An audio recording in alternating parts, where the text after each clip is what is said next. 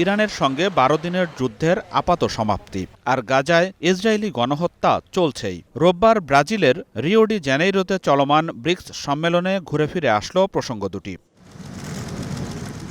১১ দেশের এই জোটে রয়েছে দুই শক্তিধর দেশ রাশিয়া এবং চীন।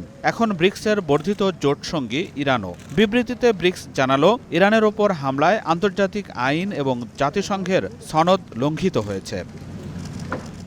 দুদিনের সম্মেলনের প্রথম দিনে ব্রিক্স নেতৃবৃন্দের বৈঠক হয়। এতে গাজায় ২২ মাস ধরে চলমান যুদ্ধ অবসানে দ্রুত ও শর্তহীন যুদ্ধবিরতির জন্য আলোচনাকারীদের প্রতি আহ্বান জানানো হয়েছে।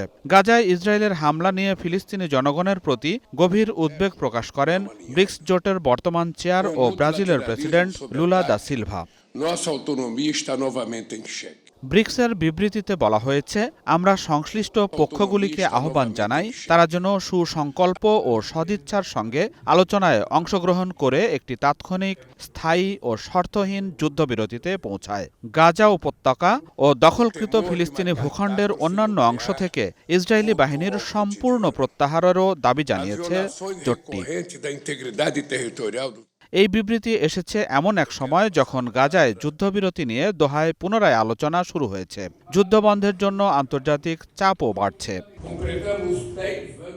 ভারত শাসিত কাশ্মীরে সংঘটিত ঘটনাকে যৌথ বিবৃতিতে সন্ত্রাসী হামলা বলে নিন্দা জানিয়েছে ব্রিক্স। বাণিজ্য ইস্যুতে যৌথ বিবৃতিতে সতর্ক করে বলা হয়েছে, শুল্ক বৃদ্ধির প্রবণতা বৈশ্বিক বাণিজ্যের জন্য হুমকি সৃষ্টি করছে, যা ট্রাম্প প্রশাসনের মার্কিন শুল্ক নীতির প্রতি জোটের পরোক্ষ সমালোচনার ধারাবাহিকতা।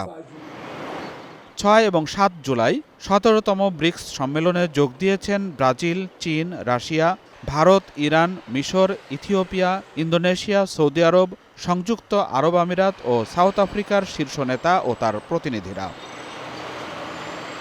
Najmus Sakib, Star news.